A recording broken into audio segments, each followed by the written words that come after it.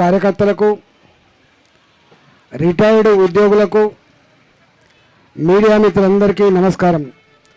భారత్ మాతాకి, భారత్ మాతాకి. తెలంగాణ ఉద్యమంలో ఒక ప్రత్యేకత చూసిన, మళ్ళీ ఈ ధర్నాలో ఒక ప్రత్యేకతను చూసిన. ఆ ప్రత్యేకత ఏంటంటే, ఆనాడు తెలంగాణ ఉద్యమంలో జెండాతో, సంఘంతో, రాజకీయాలతో సంబంధం లేదు. ఒకటే సంబంధం, తెలంగాణ మట్టి బిడ్డల సంబంధం. మళ్ళీ ఇవాళ చూస్తున్నా, ఇక్కడ పాత డిటిఎఫ్ నాయకులు ఉన్నారు, ఏపీటీఎఫ్ నాయకులు ఉన్నారు, యూటీఎఫ్ నాయకులు కనబడుతున్నారు. అనేక సంఘాలలో నాయకుల స్థాయిలో పనిచేసినటువంటి వాళ్ళందరూ కూడా మాకు ఇవాళ జెండా లేదు, మాకు ఇవాళ సంఘం లేదు, మా ఏకైక ఆశయం మా రిటైర్డ్ ఉద్యోగుల ప్రాణాలు కాపాడే మా ఎజెండా అని చెప్పి ఇవాళ తరలి వచ్చి ఈ ప్రభుత్వం మీద కన్నీరు జనానికి వచ్చినటువంటి మా ఉద్యోగులు కనబడుతున్నారు.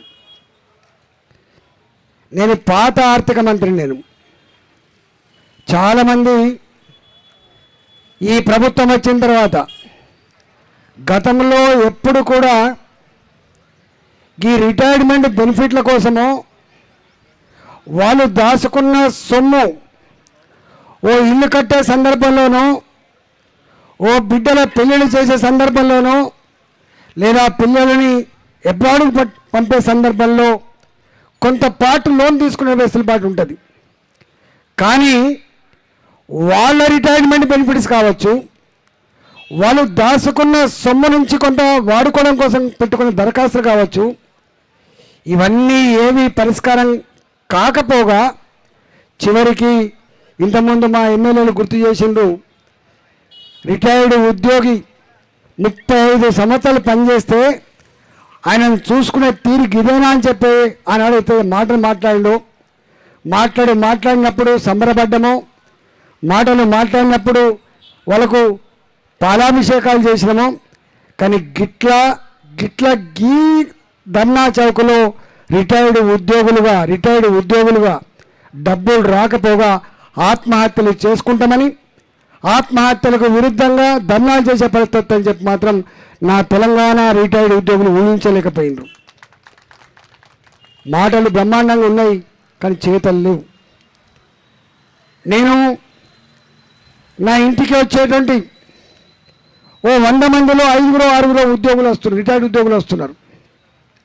రిటైర్డ్ ఉద్యోగులు కావచ్చు, ఇంజనీరింగ్, మెడిసిన్ చదువుకునే విద్యార్థుల తల్లిదండ్రులు కావచ్చు. వాళ్ళు అంటున్న మాట ఏంటంటే, అయ్యా నువ్వు పాత ఆర్థిక మంత్రివి కదా, నీ దగ్గరనే పనిచేసినట్టుంది చీఫ్ సెక్రటరీ గారు, ఫైనాన్స్ సెక్రటరీగా. ఆ సుల్తానియా గారు కూడా మీ దగ్గరే పనిచేసినట్టున్నది, మీరు చెప్తే నా పని అవుతుందట అని చెప్పి నా దగ్గరికి రిటైర్డ్ ఉద్యోగులు వాళ్ళ బెనిఫిట్స్ కోసం మొన్న మా మిత్రుడు క్లోజ్ ఫ్రెండ్ అన్నాను, నేను ఇంకొక 1 ఇయర్లోనో 2 ఇయర్స్లోనో రిటైర్డ్ కాబోతున్నా, నేను నిజాయితీగా పనిచేసిన అధికారిని, నాకు ₹1 లేదు, నువ్వన్నో 10 లక్షలు 20 లక్షలు అప్పు ఇవ్వు, లేకపోతే నాకు రుణం ఇప్పి అని చెప్పి నాకు వచ్చి నువ్వు ఒక మెసేజ్ పెట్టు అంటే పెట్టనే అని చెప్తే మెసేజ్ పెట్టిన. నేను అనేక సార్లు చీఫ్ సెక్రటరీలకి, అనేక సార్లు ఆర్థిక కార్యదర్శులకి, మేము మాజీ మంత్రులం కదా, మాకు ఇంత గౌరవం ఉంటుందేమో, మా మాట వింటారు అని చెప్పి మేము పెట్టినాం. కానీ ఎవరి పని కూడా కాలేదు. కాకపోగా మేము ఎప్పుడైనా ఫోన్ చేస్తే వాళ్ళు మాట్లాడే మాటలు ఏంటంటే, మా చేతులు ఏం లేదు, మీరు పైన చెప్పమని చెప్తున్నారు. ఇంత సిగ్గుమాలిన వ్యవస్థ ఉంటుందని చెప్పి మేము కళ్ళ కూడా ఊహించలేదు. 14 సంవత్సరాల కాలం పాటు ఏ తెలంగాణ రాష్ట్ర ఆశయం కోసం ఉద్యమాలు చేసినామో, ఇవాళ ఇదే ధర్నా చౌక్లో మేము దీక్షలు చేసి అలసిపోయి ఇక్కడే పడుకుంటే మా కిందికెళ్ళి ఆ మొత్తం మురికంతా మా కిందికెళ్ళి పోయిన తెల్లారులే చూస్తాలకు మొత్తం తడిసిపోయి ఉన్నాం. మాకు అలసిపోయి తెలియకుండా అయిపోయింది. అప్పుడు అనుకున్నాం, తెలంగాణ కోసం కొట్లాడుతున్నాం కదా, ఇది లెక్క కదా అని చెప్పి అనుకున్నాం. అంటే గంత కష్టపడి తెచ్చుకున్న తెలంగాణ, బలిదానాలు చేసుకొని తెచ్చుకున్న తెలంగాణలో కానీ ఇవాళ రేవంత్ రెడ్డి సర్కార్ గిట్ల కన్నీళ్లు పెట్టుతాయని చెప్పి మాత్రం ఎవరు ఊహించలేదు. కానీ ఇది రేవంత్ రెడ్డికి వీళ్ళు రిటైర్డ్ ఉద్యోగులే కావచ్చు కాక వాళ్ళు ఎక్కువ నీ సచివాలయం ముందు ధర్నాలు చేయడానికో నీ సచివాలయ గేట్లు ఎక్కి ఉద్యమాలు చేయకపోవచ్చు, కానీ వాళ్ళకు పదనైన ఒక ఆయుధం ఉంటుంది, వాళ్ళకు లక్షల మందిని కదిలించగలిగినటువంటి ఆయుధం ఉంటుంది. ఆ ఆయుధంతో నీ భర్తం పడతారని చెప్పి ఈ సందర్భంగా హెచ్చరిస్తా ఉన్నా. ఈరోజు 2018లో అనుకుంటే ఒకసారి నేనే ముఖ్యమంత్రి గారికి ఒక మాట చెప్పిన, అయ్యా మీరు ముఖ్యమంత్రులు, మీకు ఎవరు ఎదురు చెప్పద్దు, కానీ విషయం అయితే తప్పకుండా మీకు చెప్పాలి, చెప్తే ఏ వ్యూ నువ్వు తీసుకుంటుండొచ్చు అని చెప్పి నేను ఒకసారి చెప్పిన. 2018 నవంబర్లోనో అక్టోబర్లోనూ నేను చివరి సంవత్సరం ఆర్థిక మంత్రిగా చివరి సంవత్సరంలో మొత్తం చూస్తూ ఉంటే తెచ్చుకున్న అప్పులు కానీ ఖర్చు పెడుతున్న తీరు కానీ వస్తున్న ట్యాక్స్ కానీ చూస్తున్నప్పుడు అదనంగా ఒక 5,000 కోట్ల రూపాయలు కూడా ఖర్చు పెట్టేటువంటి స్తోమత లేకుండా పోయింది 2019 నాటికే. 2019 నాటికే ఒక 5,000 కోట్ల రూపాయలు సంవత్సరానికి అదనంగా ఖర్చు పెట్టే ఆస్కారం లేదు. కానీ మీరు ఎన్నికల పోయేటప్పుడు మాత్రం నిరుద్యోగ భృతి పేరిట 4,000 రూపాయలు ఇస్తా అని చెప్తా ఉన్నారు. మీరు ఇచ్చే హామీలు చూస్తూ ఉంటే సంవత్సరానికి ఒక 50,000 కోట్ల రూపాయలు అదనంగా ఖర్చు పెట్టేటువంటి ఆస్కారం ఉన్నది. ఈ 50,000 కోట్ల రూపాయలు ఎక్కడి నుంచి తెచ్చిస్తాం మనం, చివరికి జీతాలు ఇవ్వలేని పరిస్థితి వస్తుందని చెప్పి 2019లో నేను మాట్లాడినా. కానీ ఇచ్చిండ్రు హామీలు. మీకు తెలుసు 2018 ఎన్నికల్లో ఇచ్చిన హామీలలో 2 అతి ముఖ్యమైన హామీలు అమలు కాలే. 4,000 రూపాయలు నిరుద్యోగ భృతి అమలు కాలే, రైతు రుణమాఫీ కూడా అమలు కాలే, ఏకకాలంలో చేస్తాను. కాంగ్రెస్ పార్టీ ఆనాడు 2 లక్షల రూపాయలు ఏకకాలం చేస్తా అని చెప్పిండు. దానికి ప్రతిగా టీఆర్ఎస్ ప్రభుత్వం నేనన్న మంత్రిగా ఉన్న 1,00,000 రూపాయలు ఏకకాలం చేస్తా అని చెప్పిండు.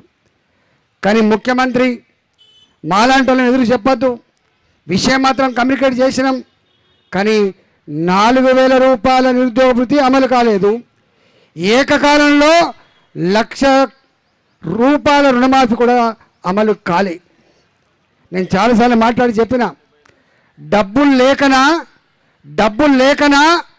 2021లో నేను భారతీయ జనతా పార్టీ శాసనసభను గెలిచిన తర్వాత అనేక సమస్యల మీద మాట్లాడుతున్నప్పుడు ఈ విషయం కూడా మాట్లాడినా, అయ్యా నువ్వు 4,000 రూపాయలు ఇస్తా అని చెప్పినావు, ఎందుకు ఇవ్వలేకపోతున్నావు? రైతాంగానికి 1,00,000 రూపాయల రుణమాఫీ ఏకకాలం చేస్తా అని చెప్పినావు, ఎందుకు చేయలేకపోతున్నావు? డబ్బులు లేకనా మోసం చేయడానికి అని చెప్పి అడిగినా దానికి సమాధానం లేదు. కానీ నాకు మాత్రం సమాధానం తెలుసు, నీ దగ్గర డబ్బులు లేవనే విషయం తెలుసు నాకు. 2021 నుంచి మాట్లాడిన నేను ఇవాళ రేవంత్ రెడ్డి వచ్చిన తర్వాత నేను అనుకున్న, దేశాన్ని పాలించిన పార్టీ, ఈ దేశాన్ని అతి ఎక్కువ సంవత్సరాలు పాలించిన పార్టీ కాంగ్రెస్ పార్టీ, రాష్ట్రాన్ని పాలించిన పార్టీ కూడా కాంగ్రెస్ పార్టీ. రేవంత్ రెడ్డి గారు హామీలు ఇస్తున్నప్పుడు నేను మాజీ ఆర్థిక మంత్రిగా బాధ్యత కలిగిన పౌరుడిగా ఆనాడు నేను ప్రశ్నించిన, అయ్యా రేవంత్ రెడ్డి గారు నీవెప్పుడు మంత్రివి కాలే, నీవెప్పుడు అధికార పార్టీలో లేవు, నీకు విషయ పరిజ్ఞానం ఉందో లేదో నాకు తెలియదు, కానీ నీవిచ్చే హామీలు చూస్తూ ఉంటే, నీ డిక్లరేషన్ చూస్తూ ఉంటే కేసీఆర్ మాట మళ్ళీ గుర్తొస్తుంది, నాకు 2018 గుర్తొస్తూ ఉంది అని చెప్పి నేను మాట్లాడినా. అప్పుడు వాళ్ళు చెప్పిన మాట ఏంటంటే, ఆయననే ఆర్థిక మంత్రి చేసిండా, ఆయనకే తెలివి ఉందా, మాకు అనుభవం లేదా, నాకు తెలివి లేదా అని చెప్పి మాట్లాడు. నేను అంటున్నా, ఆ రోజు ఈ మాట అంటే నేను వెంటనే చెప్పిన, మీరు ఇచ్చిన హామీలు, కాంగ్రెస్ పార్టీ మేనిఫెస్టోలో పెట్టిన హామీలు, నీ డిక్లరేషన్లో ఇచ్చినటువంటి హామీలు అమలు కావాలంటే మొట్టమొదటి సంవత్సరం కావాల్సింది 1,00,000 కోట్ల రూపాయలు అని చెప్పిన, 1,00,000 కోట్ల రూపాయలు చెప్పిన. ఇనొస్తుందా అని ఎవరో లేచి ఇట్లా అంటున్నారు, ఇనొస్తుందా?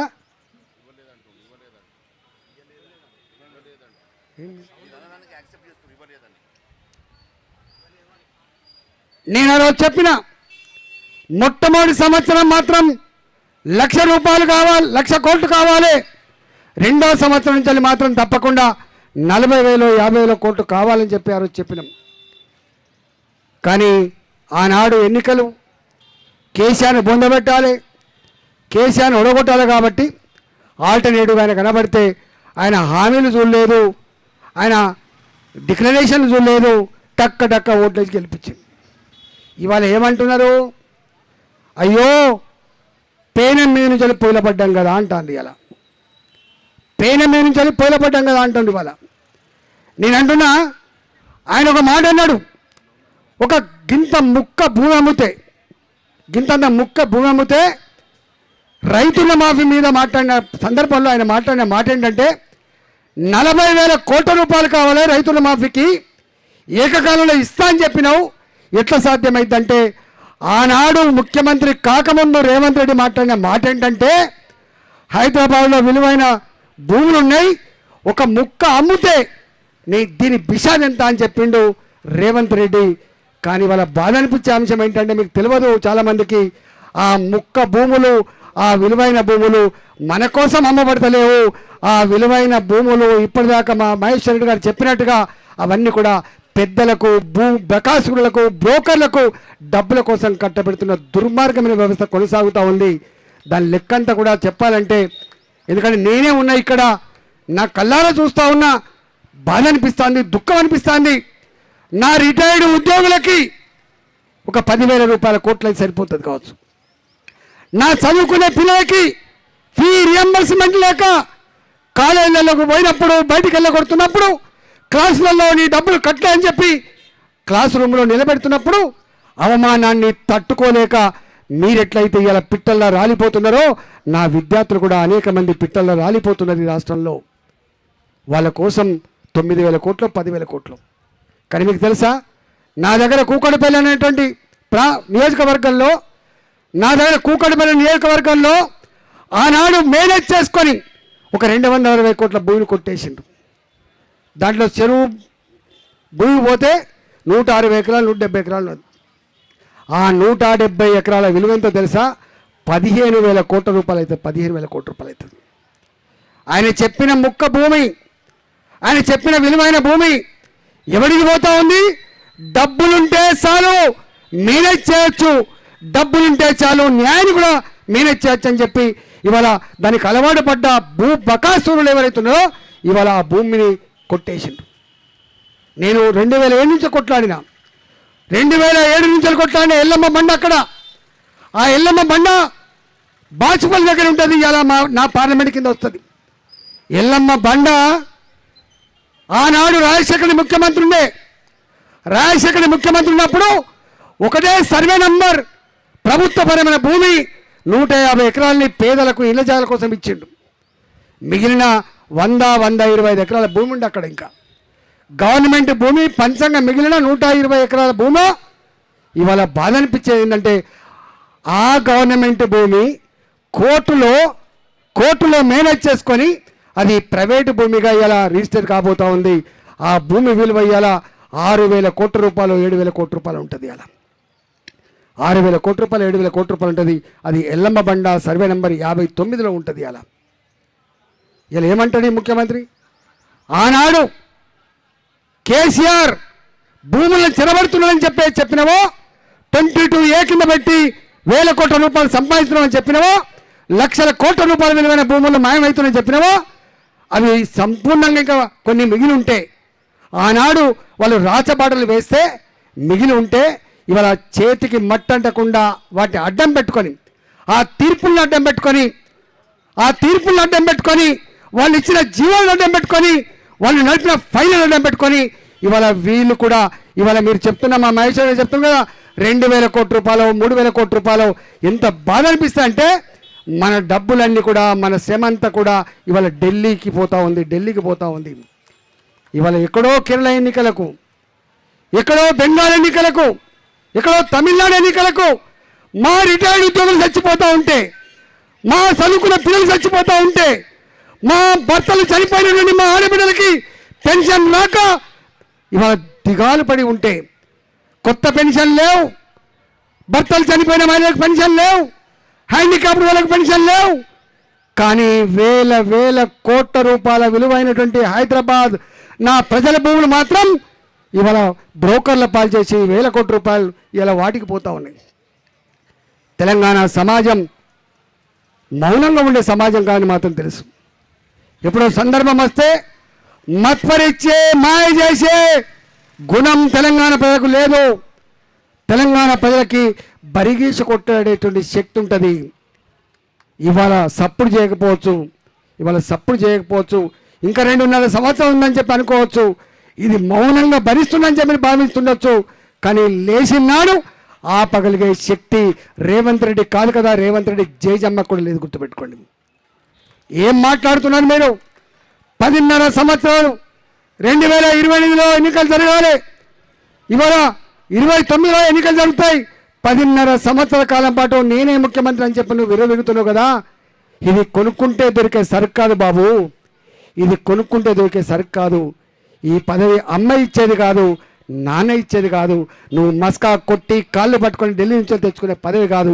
నా తెలంగాణ ప్రజలు ఆత్మను ఆవిష్కరించి ఓట్లు వేస్తే పదవి వస్తుంది తప్ప ఇది వేరేవాడు ఎవడిచ్చేది కాదు బిడ్డ. ఇది మేమిచ్చేది, ఇది మా ప్రజలు ఇచ్చేది. మా రిటైర్డ్ ఉద్యోగులు, మా రాకేష్ రెడ్డి గారు అన్నాడు, అన్న మా రిటైర్డ్ ఉద్యోగులు కూడా పోయిండ్రు, మా వాళ్ళు కూడా పోతారు కావచ్చు. రకరకాల కారణాలు ఉండొచ్చు. సర్పంచ్ ఎన్నికలలో, ఎంపీటీసీ ఎన్నికలలో వాళ్ళ వాడకట్టోలనో, వాళ్ళ ఫ్రెండ్షిప్ ఉంటనో, వాళ్ళ కులమనో ఏదో ఒక ఫ్యాక్టరీతో పోవచ్చు. అంత మాత్రాన నా రిటైర్డ్ ఉద్యోగులు కావచ్చు, అంత మాత్రాన నా ప్రజలు వాళ్ళకు పట్టం కట్టడానికి మాత్రం సిద్ధంగా లేరు. వాళ్ళు సిద్ధంగా లేరు. సందర్భం రావాలి వాళ్ళకి. గా ఎన్నికల మీద దృష్టి పెట్టరు, గుర్తుపెట్టుకోండి. కాకపోతే రేవంత్ రెడ్డి గారు నాకు 40% ఓట్లు వచ్చినాయి, నాకు 40% ప్రజల మ్యాండేట్ దొరికిందని చెప్పి విర్రవీగుతుండొచ్చు. మీకు తెలుసు, నేను టీఆర్ఎస్ పార్టీలో ఉన్ననాడు మా శ్రీనివాస్ కూడా ఉన్నాడు ఇక్కడ, మా వకలాబాలం కూడా ఉన్నాడు ఇక్కడ. 32 జిల్లా పరిషత్తులు ఉంటే 32 జిల్లా పరిషత్తులు టీఆర్ఎస్ గెలిచిందన్నాడు. మొత్తం మున్సిపాలిటీలు ఉంటే మొత్తం మున్సిపాలిటీల్లో టీఆర్ఎస్ పార్టీ గెలిచింది. మొత్తం సర్పంచ్ కూడా టీఆర్ఎస్ గెలిచింది. కానీ జనరల్ ఎన్నికలు వస్తే కర్రెగాల్చి వాత పెడితే భూపాతంలోకి తొక్కేసిన ప్రజలు, గుర్తుపెట్టుకో. ఇవన్నీ టెంపరీ ఉంటాయి తప్ప ఇవి పర్మనెంట్ కాదు, గుర్తుపెట్టుకోండి. పర్మనెంట్ అంటూ ఉంటే వాళ్ళ పదవులు కాదు, పర్మనెంట్గా ఉండేది మన ఓటు హక్కు. మన ఓటు హక్కు మాత్రం పర్మనెంట్ ఉంటుంది. కాబట్టి ఇవాళ నేను ఒకటే ఈ ప్రభుత్వాన్ని హెచ్చరిస్తూ ఉన్నా, ఇప్పటికైనా ఎంత బాధ అనిపిస్తా అంటే, ఆ ప్రభుత్వం పెట్టిన బకాయిలు నేను ఎట్లిస్తా? నేను అడుగుతున్నా, ఆ ప్రభుత్వం నీళ్ళ పన్ను వసూలు చేయాల్సింది మర్చిపోయింది, కరెంటు పన్ను వసూలు చేసి మర్చిపోయింది. నువ్వు అడగవా బిడ్డ? పాత కరెంటు బకాయిలను వసూలు చేయవా? పాత ఇండ్ల ట్యాక్సులను వసూలు చేయవా? పాత ప్రభుత్వానికి బకాయిలను వసూలు చేయవా? గవర్నమెంట్ అనేది ఒక రొటీన్ ప్రాసెస్. ఇలా ఆ పార్టీ ఉంటుంది పోతుంది, ఓ ప్రభుత్వం ఉంటుంది పోతుంది. కానీ నీ కలెక్టర్లు, నీ చీఫ్ సెక్రటరీలు, నీ వ్యవస్థలు శాశ్వతం కదా. నేను అంటున్నా, కలెక్టర్లు కూడా ఇవాళ బ్యూరోక్రసీ కూడా గింత దీనంగా ఉంటుందని చెప్పి నేను ఎక్స్పెక్ట్ చేయలే. చదువుకున్నారు మీరు, ఇవాళ ఆల్ ఇండియా లెవెల్లో ఇన్ని సంవత్సరాల కాలం పాటు చదువుకొని మీరు వచ్చి బాసుల ఆదేశాలు పాటించేటువంటి ఒక బానిసలుగా మారిపోయింది తప్ప ఇది తప్పు, ఇది న్యాయం కాదు అని చెప్పి అడగగలిగే దమ్మున్న ఇలా ఆఫీసర్ లేకుండా పోయింది. సిగ్గుండాలే. మాలాంటి వాళ్ళని ఫోన్ చేస్తే, మాలాంటి వాళ్ళని మెసేజ్లు పెడితే మా చేతిలో ఏం లేని చెప్తున్నావు, మేము ఎందుకు ఫోన్ చేస్తాం? మాకేం అవసరం ఉంటే మీరు రొటీన్గా రోజువారీగా ఫోన్ చేసేవాళ్ళం కాదు. మేము ఎక్కడో నిజంగా బాధ ఉంటే, దుఃఖం ఉంటే, అయ్యో నేను ఒక ఆర్థిక మంత్రిగా అని చెప్పి మీకు ఫోన్ చేస్తాం కావచ్చు. కానీ మీరు ఎక్కడ చేస్తలేరంటే మీరు ఎంత బానిసలుగా మారిపోయిందో దీన్ని బట్టి అర్థం కాదు. మీరు అనుకుంటాను మీ విలువ పెరిగిందని, మీ విలువ పెరగలే, మీకు తగ్గిపోయింది. ప్రజాస్వామ్య వ్యవస్థలో అధికార పార్టీ మాత్రమే కాదు, ప్రతిపక్ష పార్టీ కూడా నీ కళ్ళకు కనబడని, నువ్వు పట్టించుకొని, నీకు పవర్, నీకు అధికారం నెత్తికెక్కితే మర్చిపోయినాడు గుర్తు చేసేటువంటి బాధ్యత ప్రతిపక్ష పార్టీలకు, ఎమ్మెల్యేలకు మాత్రం ఉంటుంది, ఎమ్మెల్సీ మాత్రం ఉంటుంది, నాయకులకు మాత్రం ఉంటుంది. నువ్వు పట్టించుకోకపోవచ్చు, కానీ పట్టించుకోకపోతే దాని సంగతి ఏందో ముందు ముందు తెలుస్తుంది. ఇవాళ మా వాళ్ళు డిమాండ్ చేసినట్టుగా మేమేదో వస్తాం, ఇందిరాభారత ధర్నా చేస్తాం, పోం వాడగట్టుకు పోయి కథ ఏందో చెప్తాం మేము. నా రిటైర్డ్ ఉద్యోగి, అలా మా టీచర్లు ఉంటారు, రిటైర్డ్ ఉద్యోగులు లేరు, వాళ్ళ మిత్రులు ఉద్యోగులు ఉన్నారు. రేపు ఇలా ఉద్యోగంలో ఉన్నటువంటి ఇలా ఉద్యోగులారా, మీరు ఇలా నోరు విప్పరు, మీరు వాళ్ళ జీవుజుడు అంటున్నారు కావచ్చు కాక, రేపు నువ్వు కూడా రిటైర్డ్ ఉద్యోగం అయితే విషయం మీరు మర్చిపోకుండా ఎందుకు మాట్లాడలేకపోతున్నారు? రిటైర్డ్ ఉద్యోగుల యొక్క సమస్యల మీద ఉద్యోగ సంఘాలుగా మీరు ఎందుకు సీరియస్గా మాట్లాడలేకపోతున్నారు? ఎందుకు ఒక అల్టిమేట్ ఇవ్వలేకపోతున్నారు? ఇవాళ మీరు నిజంగా అల్టిమేట్ ఇస్తే నడుస్తుందా ఈ ప్రభుత్వం? కానీ నువ్వోసారి నీకు బాధ అయితే నువ్వు మాట్లాడుతున్నావు, నాకు బాధ అయితే నేను మాట్లాడుతున్నా, విద్యార్థుల బాధ అయితే విద్యార్థులు మాట్లాడుతున్నారు.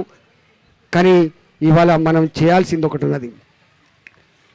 రైతులుగా, విద్యార్థులుగా, రిటైర్డ్ ఉద్యోగులుగా సమస్యలు ఫేస్ చేసిన వాళ్ళుగా అందరం ఒకటిగా రేపు ఎలుగెత్తి చాలాల్సిన అవసరం ఉంది, పిడికిలి బిగించాల్సిన అక్కడ ఉంది, ఈ ప్రభుత్వం యొక్క భర్తం పట్టాల్సిన అక్కడ ఉంది. కాబట్టి ఇవాళ సందేశమే ఇచ్చిపోతాం కావచ్చు, రేపు సమరానికి సిద్ధపడతామని చెప్పి